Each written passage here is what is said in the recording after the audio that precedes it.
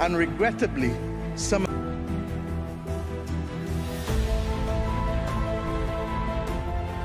Scientists are clear on the facts. Leaders must be as clear in their actions.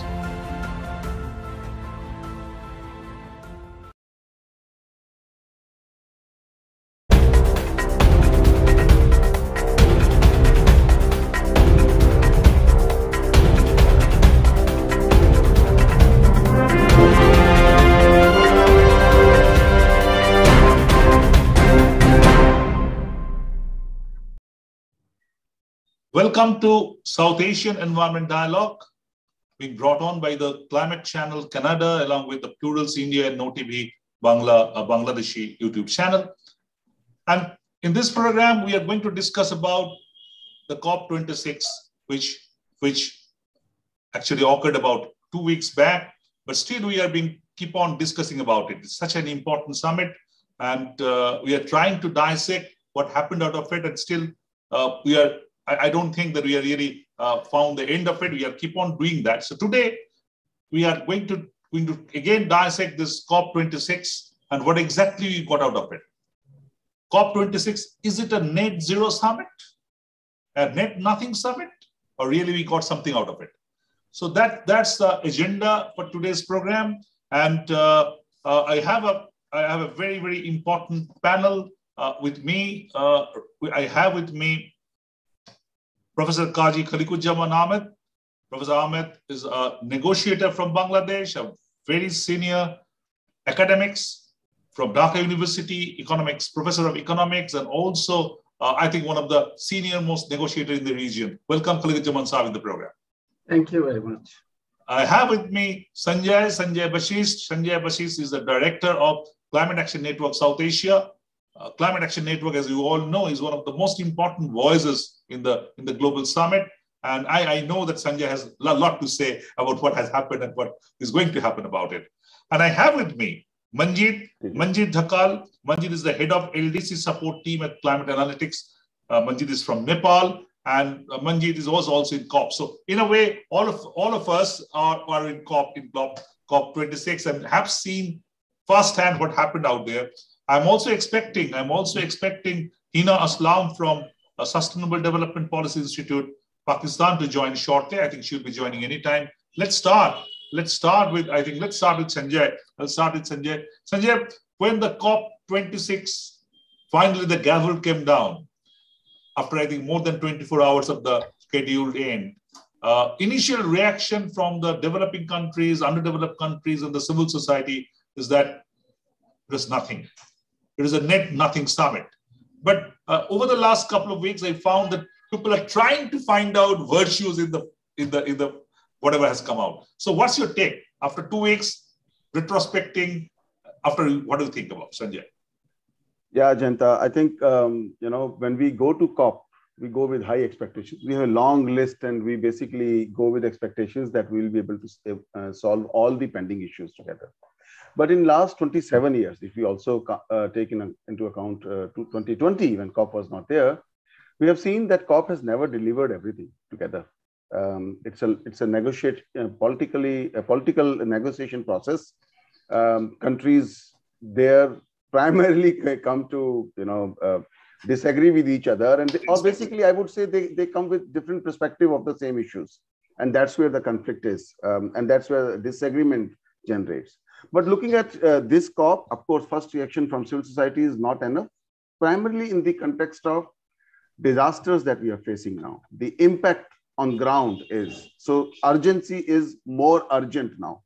Urgent action is more urgent now. Keeping that in mind, if we look at what we have been able to achieve, this COP certainly gave some indicators. For example, fossil fuels first time figured, though it figured in the form of subsidies, phase out of fossil fuel subsidies, but it is there in the text. So then second, we also saw mention about coal. Of course, there was a discussion between developed and developing countries on coal, but it's there. Loss and damage became a major issue. We were very close to getting loss and damage facility. And thank you, sir. Bangladesh also steered it as CVF chair.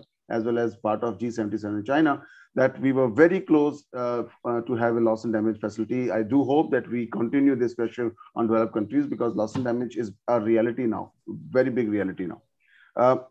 Another thing that we also saw is the ambition from countries. When countries come there, it's like, going to a wedding. And when you go to a wedding, you have to carry some gift with you. So it was like a gift. Countries came and started putting numbers on the table, which we have been missing in last 2 years, Madrid and this COP.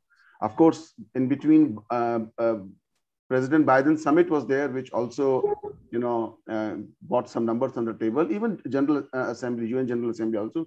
But that's where, then the assessment was that we are somewhere close to 2.4 degree now. So 1.45 degree as a goal to start with, and 2.5.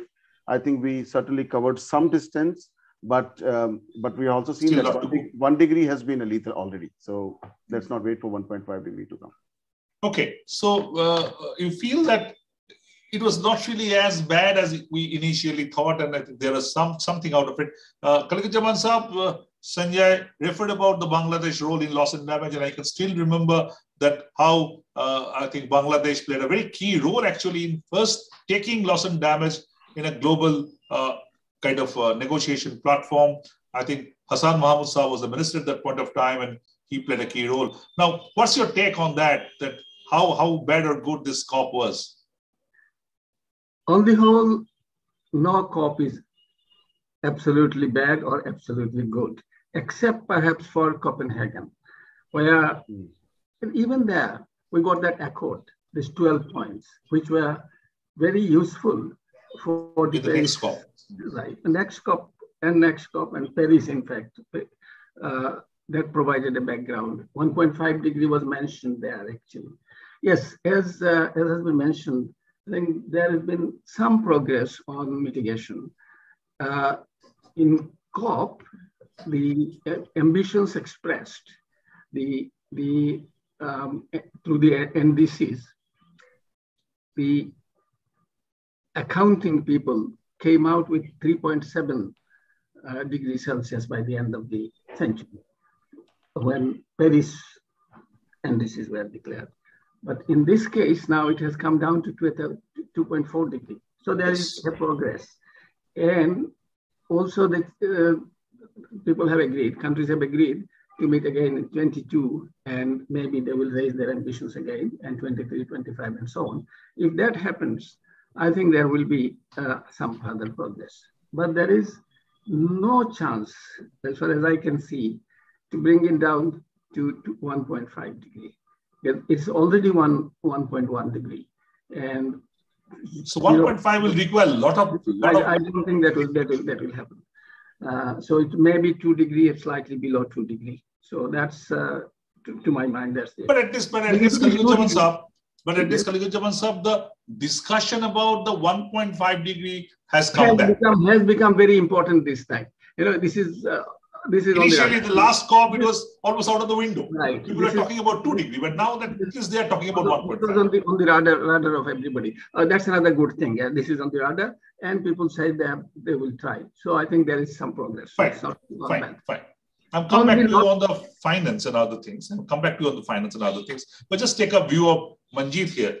Manjeet, Kholiquzzaman Sahab just kind of referred about that 1.5 be coming back into the discussion.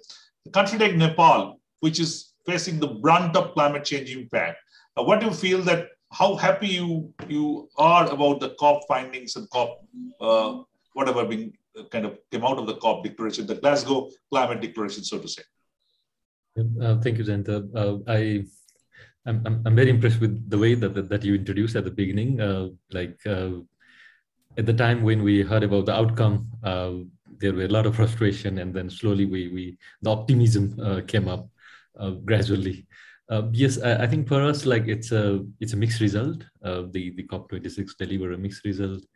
Some of our key ask has been delivered, whereas there are a few other remaining items that are pending. And I agree with Sanjay that this is a negotiation.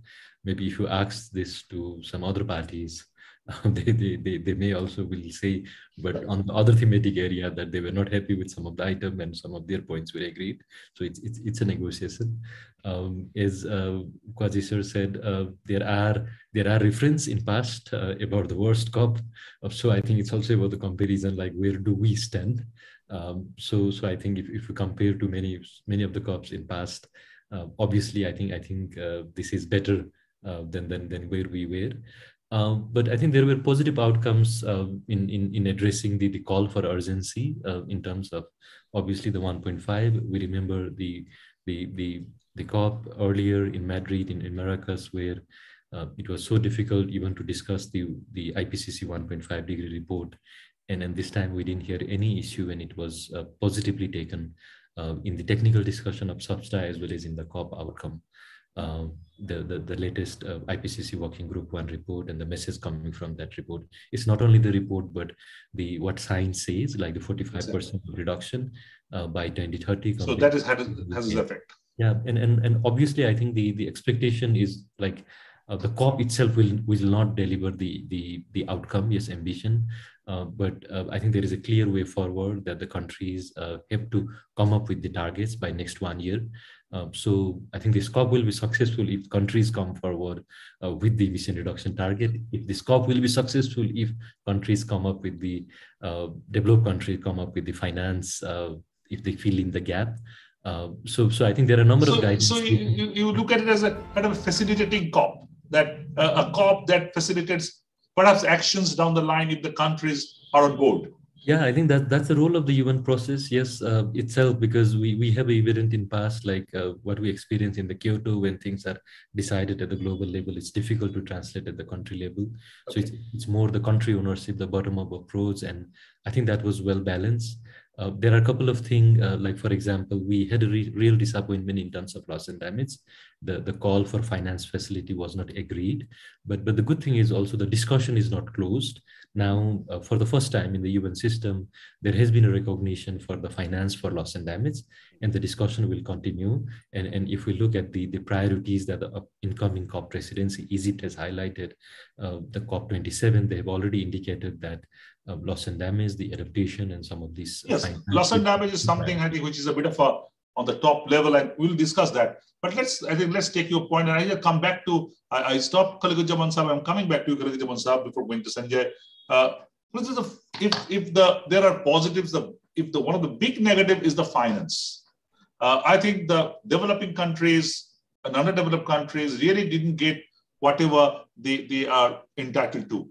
Something which the developed countries committed 12 years back, $100 billion a year from 2020, their own commitment. They are not kind of sticking to it. And the figures are saying that hardly 50% are being now managed, and maybe from 2023, they will start giving the money. That's the kind of moving around. So what's your take, Kholiquzzaman Sahab, on finance?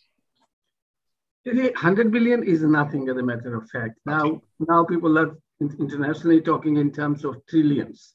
And 100 billion they committed to 12 years ago, 2009, they could not fulfill it. And now they're in another 2 years, I don't think they are going to do that. And already there is a deficit of 100. If we take their figure of 80 billion they have delivered over the 2 years, so another 120 billion which they are not going to give. So these commitments becoming irrelevant, as a matter of fact. They have been making commitments over the years and years and years. And then when it comes to delivery, they are falling very short. And again, that 80 million, there may be other things. There may be development assistance included in it. Some money was given to adaptation finance. I think US gave him 350 million. Adaptation has been only 20%, although we agreed 50-50. But now they are saying in 23, they will double the amount they gave in 2019. And how much would that be? I don't know. I have not seen the figure, but it will be much less than 50%. So adaptation remains a critical problem. And let me just say a word on loss and damage. Loss and damage, we are saying this beyond adaptation. So we have incurred economic losses and infrastructural losses and so on. They have clearly said that no compensation, they would not pay any compensation.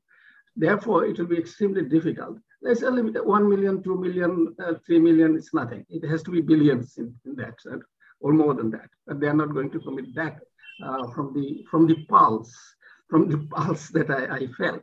So it's a gut feeling. So it might be we are walking into a danger, and that might be there will be lower funding for adaptation, lower funding for displaced people, and they will make it a package where they will give some for compensation, perhaps they would not say it compensation for loss and damage. They will pay. Use another word.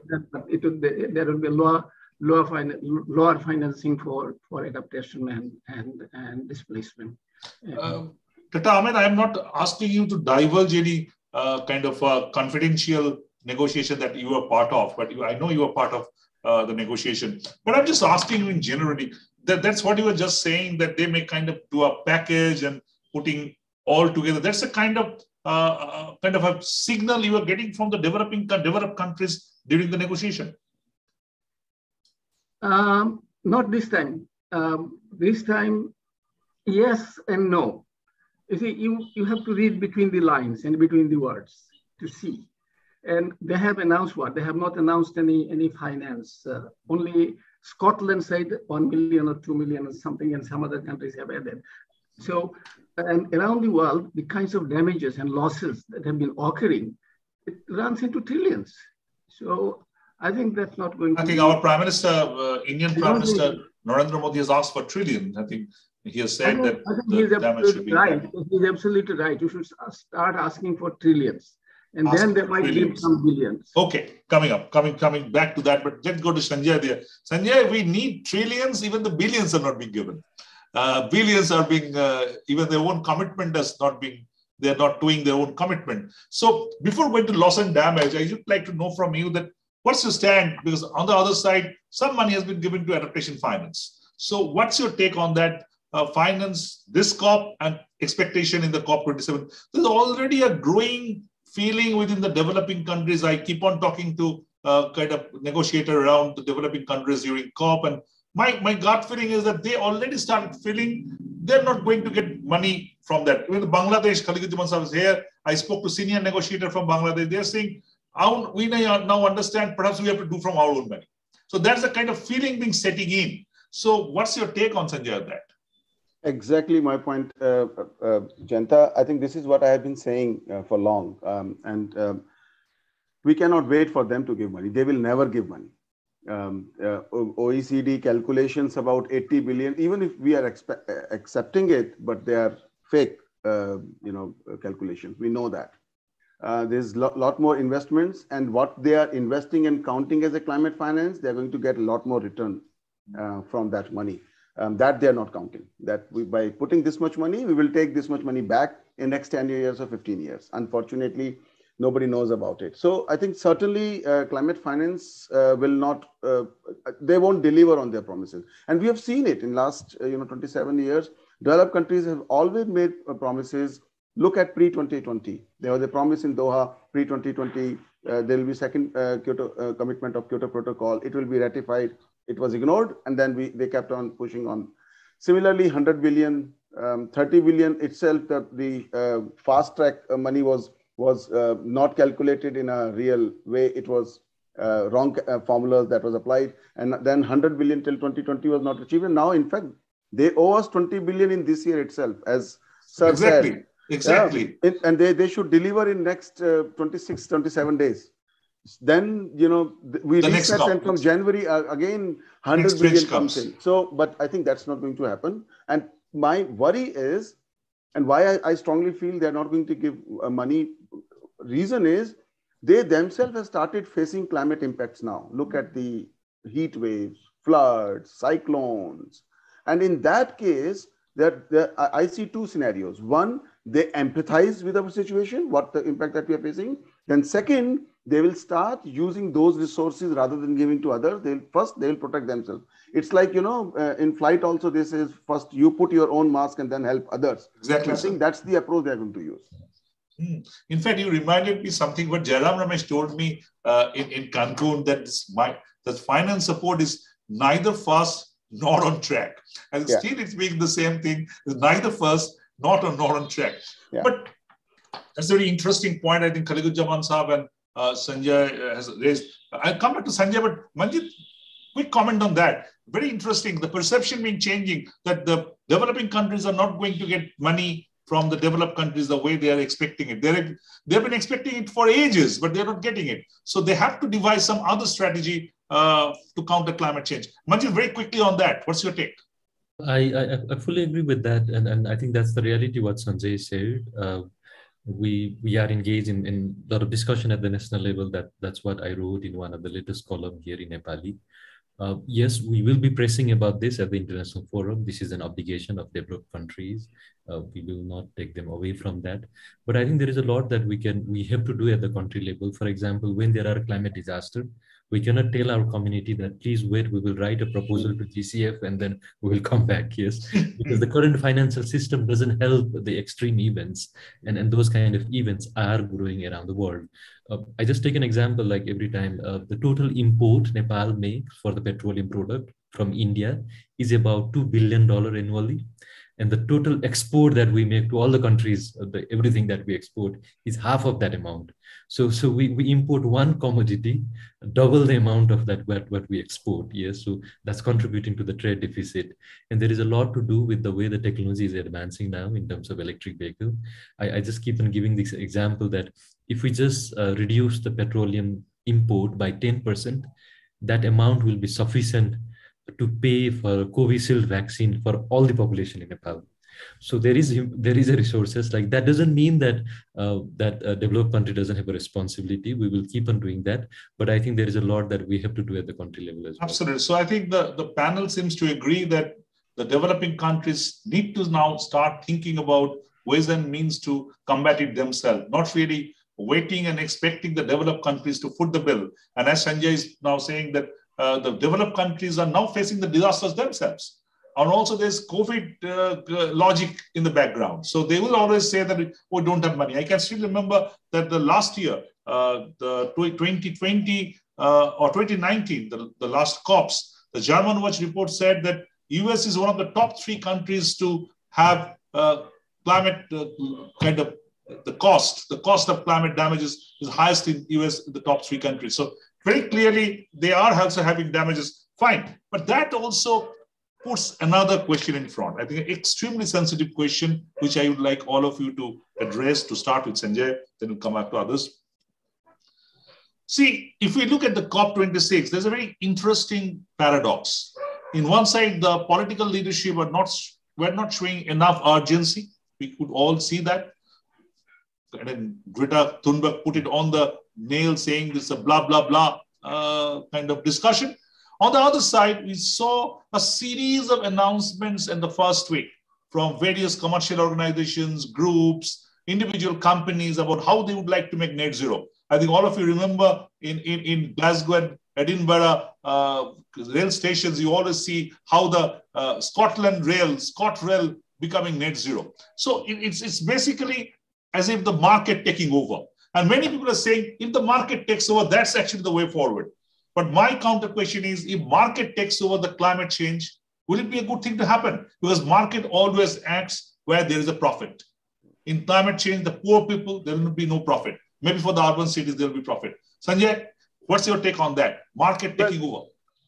Market has already taken over, Jayanta, honestly, unfortunately. And I think that is one reason why COP has not been able to deliver everything, because everyone is looking at COP as a space that will take decisions which will ensure profit. Look at, the technology transfer. Look at even climate finance, we just discussed about it. It has more private investments than public funding or grant. So certainly market has taken over. I think one of the idea of market that emerged was during Kyoto Protocol, when we started talking about carbon offsets and flexible mechanisms and all that. It worked. It certainly did ensure that technology transfer is happening in developing countries. Developing countries started engaging in return of incentives from markets. But then that's when we could convince our businesses to actually take climate change as an agenda. But developed countries then, step back from their own commitments. They stopped, investing into market and the second Kyoto Protocol commitment at least. So certainly, unfortunately, the political decision-making process has put forward market as a solution. And that would mean loss and damage will get ignored. The only solution that is available is insurance mechanism. And if individuals, those who are impacted, cannot pay, then the countries, developing countries, will be asked to pay for insurance premium. That will be shown as a social scheme. But insurance company will get their premium for sure, either from individuals or from countries. Adaptation will get ignored. Mitigation, yes, but mitigation could also mean, for example, food going into oil for rich. We heard about ethanol, we heard about biofuels. This is a profit-making enterprise for private markets, and that's what they will pursue. Okay, so you feel that if market takes over, yes, market has to be there. Nothing can happen at such a scale without market. But market has to tow the political, the roadmap being prepared. Market independently, if takes over, we can all see what happened in COVID. If you look at the way COVID vaccines have been distributed all over the world, the way the underdeveloped and developing countries get hardly a fraction of COVID vaccines, where the developed countries have 60–70% vaccination, it clearly shows that market doesn't operate here in the way. Yeah. Yes, Sanjay. Yeah, Jayanta, I'm not opposing market per se, but I think my confidence is less in regulating a market, which is more important. Regulation needs to be designed. I'm not saying that, till we keep adaptation, loss and damage on the grants or public funding, it will remain on the fringes. If we really want to mainstream it, market needs to step in. Has to come up. But they need to, that could be in the form of corporate social responsibility, that could be in the form of a very small profit, but has more social good. I think those are the parameters that we need to set for. And you say that it should be linked with the regulatory process. So government or the political leadership have a control of what is going to happen. Yeah. Very important. Kholiquzzaman sir, your take on that, very interesting. I absolutely agree that if we have to depend on market, and that looks like that we have to, then there has to be a very strong regulatory system. And that's not there. It doesn't exist anymore. The political leaders are not taking the lead that they are expected to take. They are, in fact, depending on the market more, internationally, even nationally. So we are in a fix, I think.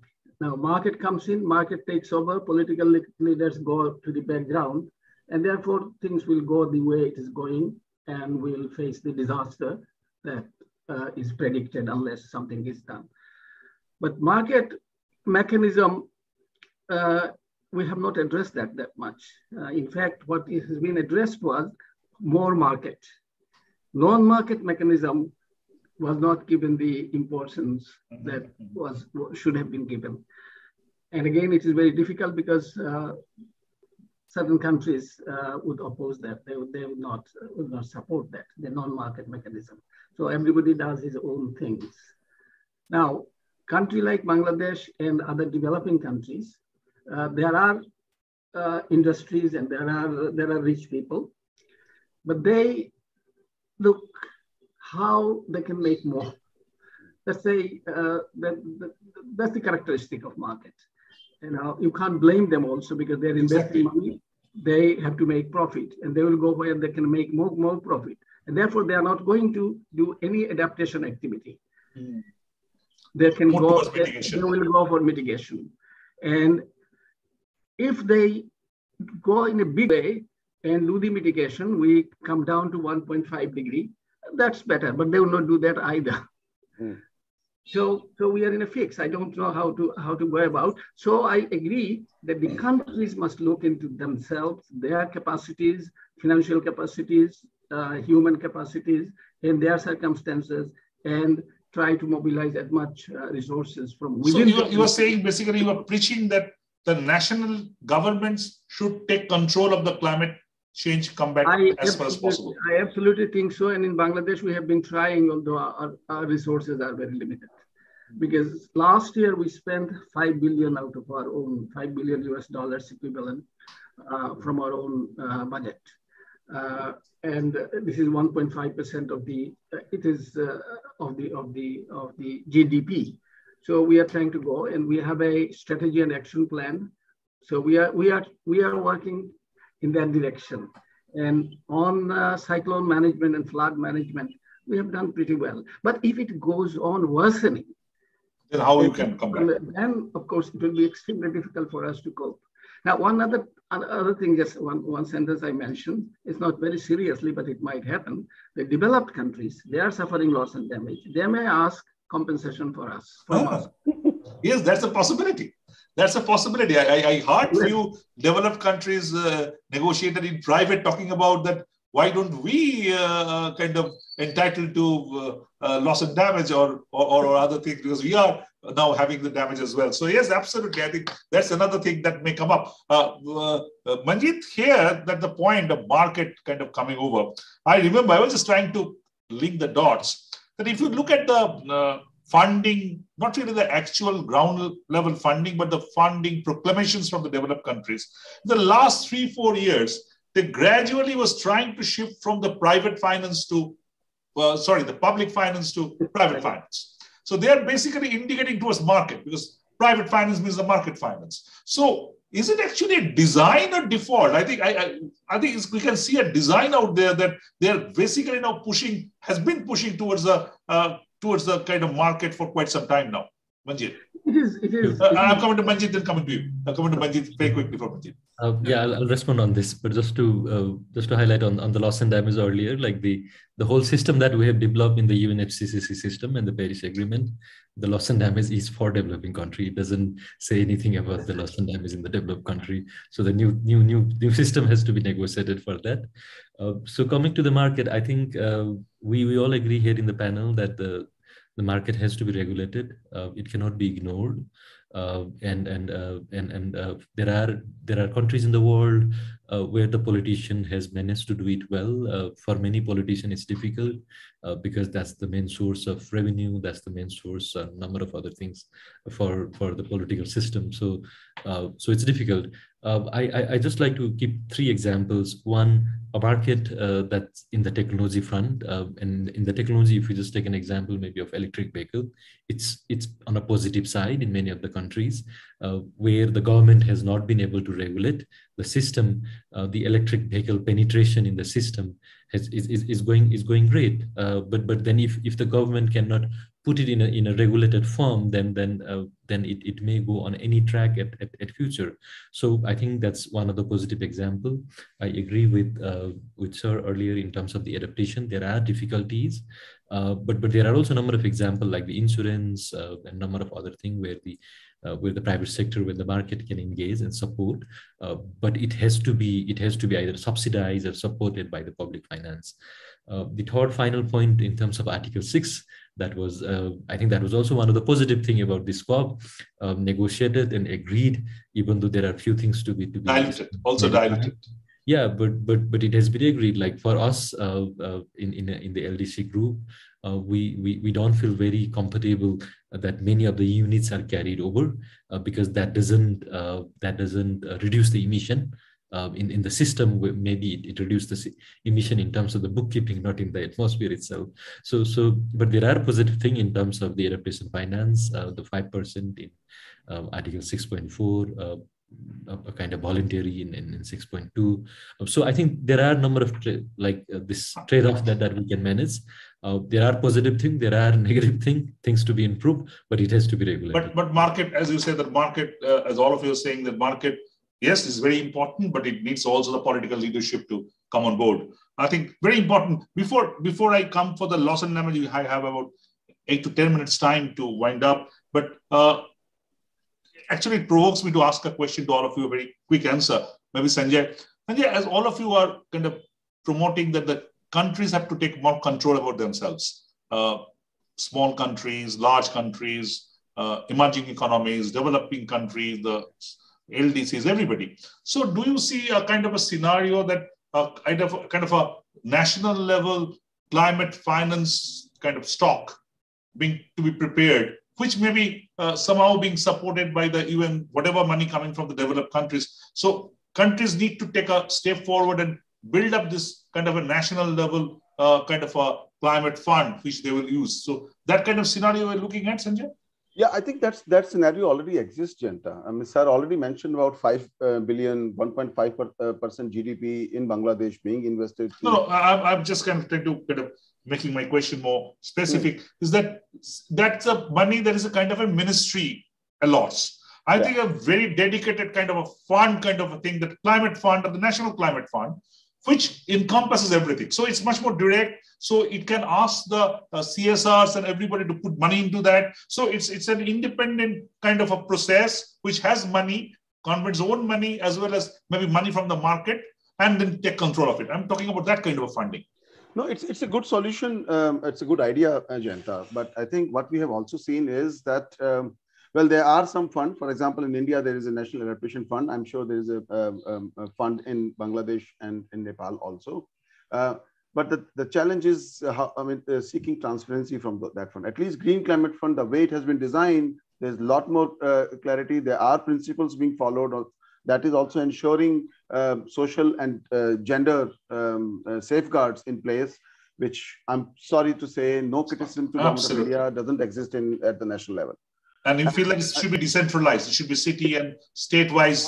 It should be decentralized. There should be a budget. There should be a budget in every department to apply climate lens on the ongoing development agenda.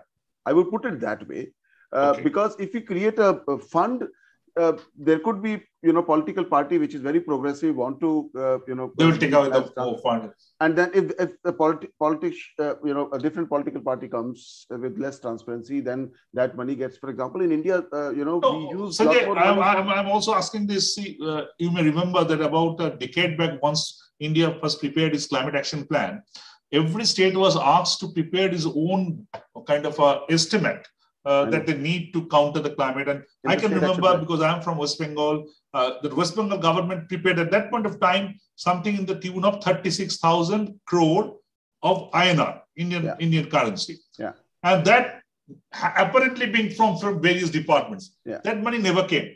That money never came, and that project is still in the back burner. So unless you create something dedicated, I know that problem you're also talking about, but something direct, which the states can access to, some mechanism needs to be found out, isn't it? No, there should be, but Jayanta, I would say, see, we have to achieve much more in limited resources available. Keeping that in mind, if every department at a national level has climate finance money to apply climate lens, I think that would bring a lot more. I think extremely logical. Yeah. Very quickly, Kholiquzzaman Saab, your take on that, very quickly from Bangladesh perspective. In Bangladesh, of course, we have that fund, Bangladesh Climate Change Trust Fund, and we also created. Does it have option to take money from the private sector? No, not this one. We had another fund that's called Resilience Fund, where foreign money and private sector money are supposed to be brought in, but it didn't work. We could receive only about 200 million if my memory serves me well. After that, it had to be closed down. So money didn't come through, not from within, not from outside. Okay. So that didn't work. It's a difficult thing unless the nation politically, socially, totally committed that we will address our issues. Then probably everybody might come. Manjeet, what's your take on that? Yeah, so in Nepal, we have a fund. We have a Prime Minister Disaster Relief Fund, which is used for any kind of disaster, earthquake or any flood or extreme events. And that's what the example that. But what about the long-term disaster? So the sea level, you don't have the sea level rise problem, but there are problems of long-term disaster. So because my understanding that this disaster fund is only used when there's a cyclone hits you, when something urgent hits you, then you use this fund, but normally not for the long-term one. Yeah. So we also have a mountain. So compared to the sea level rise, we have a glacier melting and the glacier lake outburst flood. So exactly. So this kind of fund, they are only helpful in terms of the extreme events. But I think there are a lot of lessons learned that we can take from this kind of fund. The fund that we have established in this process, and also the fund, the multilateral banks and other, that cannot be used when there are the extreme events happening. We have seen that experience in the earthquake. It takes a month for the international system to come and support. And they support when there is a media, when they are taking pictures and the news are there. And then there will be the extreme events happening in other part of the world, and all the international organizations will go there. So I think it's very important that we need a system to be developed at the country level to support this. The international fund will help. I think there are a number of examples, like if I just, without going to adaptation, mitigation, and loss and damage, if I give an example, if it is about maybe the electric bus, we can use the fund that exists. It takes time, proposal endorsement, and so on. If it is about the water irrigation system and so on. So there are various kind of funds, yes. sources. Yeah, but if it is about like extreme disaster that's happening, I think including national level, the regional level fund, and we have a lot of experience from countries in maybe Pacific or Caribbean. It's a complex, our region, there are a lot of dynamics, but I think the regional level fund would also help in this kind of context. Okay, so a national level, a regional level, a decentralized funding, and maybe a centralized one. So every combination, I think, is kind of a horses for the courses strategy may have to be taken. Very quickly, finally, the final agenda, but the most important agenda perhaps in the COP26, Sanjay, was the loss and damage. It's a bit of a comeback issue. Loss and damage, which was in a workshop, came up and then went to the back burner, kind of came forward, and two reasons being given for that. One is the increasing number of disasters around the world, and second, the science ability to attribute climate change for the disaster. Earlier, the developed countries used to say that, how can you say this is due to climate change? But now it can really be said. So Sanjay, no facility, as of now a dialogue. How the civil society, how the experts like all of you would like to use this dialogue to leapfrog into something more significant in COP27 and forward? Well, I remember my tweet after when I heard about loss and damage dialogue. It's like a doctor agreeing to talk about the disease after it's been diagnosed, rather than starting the medical treatment. It's something like that. So certainly, loss. But then let's look at it as an opportunity. I think loss and damage. There is an increased appetite of need for a loss and damage finance facility, which is good, which we saw in Glasgow also. Whether that finance facility will come into GCF or will be a separate facility, that is we need to see. But I think one agreement is that we need much more funding than what has been committed by developed countries for loss and damage. We need a separate window for loss and damage, because loss and damage deals with much more complex and much more much bigger aspects compared to adaptation or mitigation. Loss and damage is like surgery that needs to be done of a system. Sorry for all the medical suggestions, but I think that's how I see it. COVID in the background, you were bound to use the medical references. Those analogy comes for sure. But yes, I think that we will continue talking about it. We will continue. Let's bring ideas in the dialogue. Yes, that's very important.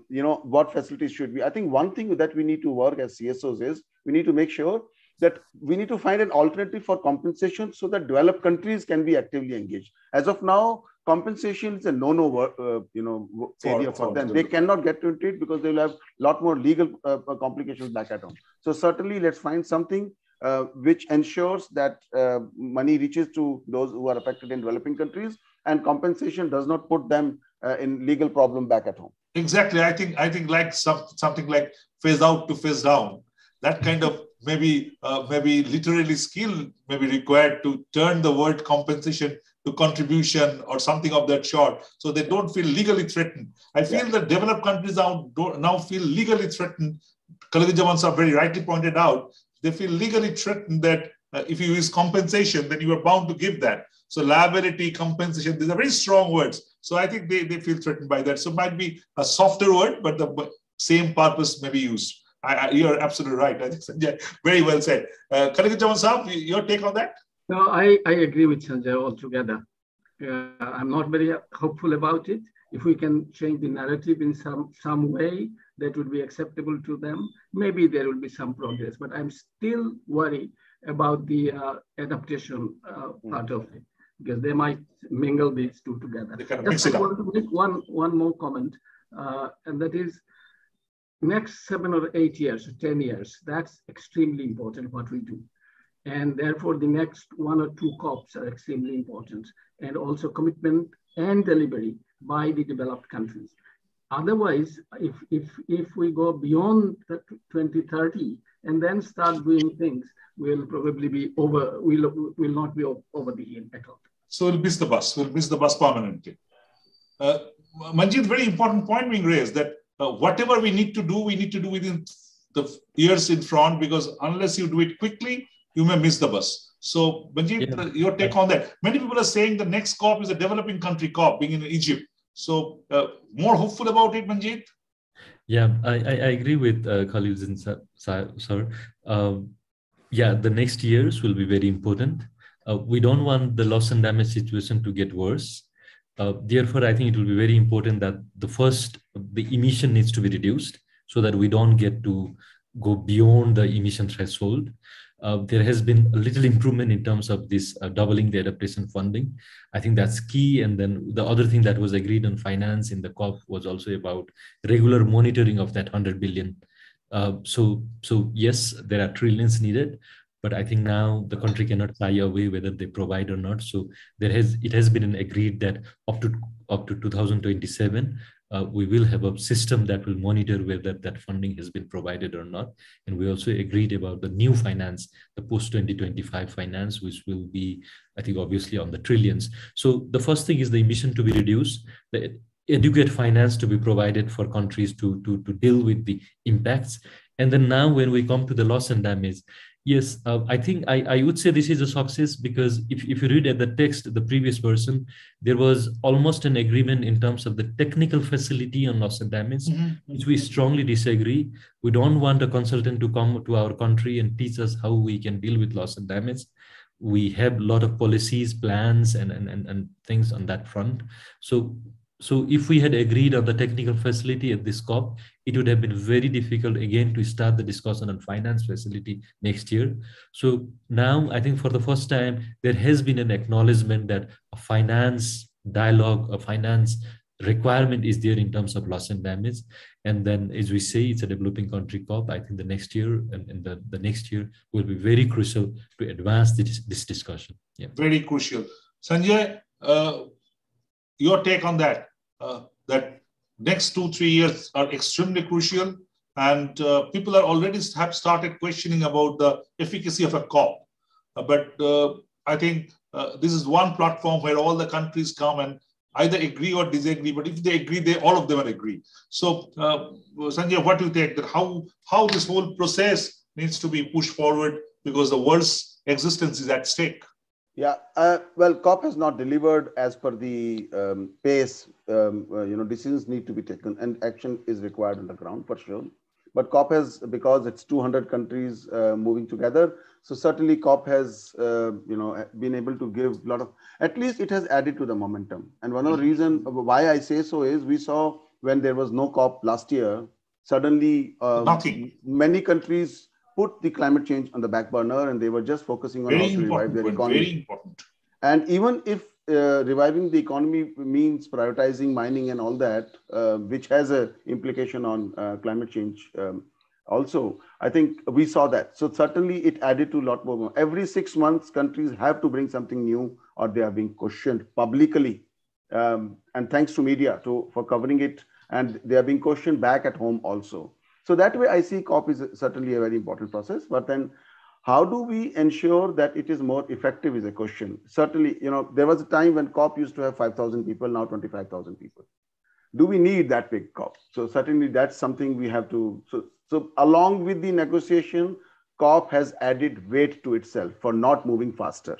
I'll put it that way. So it has gained weight. So from 5,000 to 25,000. In terms of next year, I think. But also it increases pressure on the developed countries. If you know that you have 25,000 people, if you know that 5,000 journalists are kind of covering each and every step of yours, it also adds pressure on you. Yeah, but what we have seen, Jayanta, is that the developed countries have found way to answer it and look good. We saw phase out, phase down debate, how it was put on India as a blame. So their communications are very effective, and they know how to get a clean certificate, unfortunately. They have experts for it. Ours are more transparent and yeah. So certainly, and our time goes more in explaining, the miscommunication they have done. Next year is Africa COP, which is important. Loss and damage cannot be ignored. And I think we have to make sure that loss and damage, we continue pushing for finance for loss and damage. I think demand for loss and damage finance or more 50% for adaptation would sum towards trillions, as we started talking about it at the start of this episode. So certainly, I have a hope. Yeah. Great. Kholiquzzaman sir, Manjeet, anything more to add very quickly? We have run out of time. I think COPs are very important. So we should keep this process going, and we should participate as actively as we possibly can. 40,000 people attended this time. It's too many from my country. So that's the suggestion. About 350 from your country. About 300 of both. Maybe more. I don't know. Maybe even more. Maybe even more. That's something is getting out of hand. But COPs must continue while we do our exercises within the country and actions whatever we possibly can. And I'm absolutely sure that if we go on talking, we will find a way at some point. We'll find a way. Manjeet, if we go on talking, we'll find a way. We have to save the world, and we have to save the humanity. It's a life-threatening issue. Absolutely. Exactly. Yeah, we keep on hearing the way that the context has changed when the UNFCCC was adopted and now in the Paris and so on. In that debate, the country that are most vulnerable, the countries like Bangladesh, where the sea level is rising and has a huge impact in the country territory itself. Country like Nepal, where the mountain glaciers, where we hold the highest peak of the world and the Himalayas are melting. Even if we hold the temperature to 1.5 degree, 1/3 of the Himalayan glaciers will melt. That will impact the whole region. So I think in this context, yes, we engage in this international process, keep on making our argument, making those countries responsible where the emissions are higher. But I think there is also a lot to do at the national level and at the regional level. Absolutely. I think great discussion. To me, there are few takeaway from this discussion. First is, I think you were very analyze the loss and damage and the kind of a mitigation and target of 1.5 degree coming back into the discussion are the positives, while the finance is perhaps the negative part of this COP. But as Sanjay started at the beginning, that after the COP was over, the kind of a complete kind of a disillusionment with the COP, virtually nothing came out of it. That with the time has been kind of gone down a bit. Now everybody is trying to find out the virtues in it. I think that's very important. But three very important pointers in this discussion, 3 or 4. First is this COP has to continue. I think all the panelists, all of you have agreed that, yes, it gives that momentum. Perhaps not the way, not the speed that we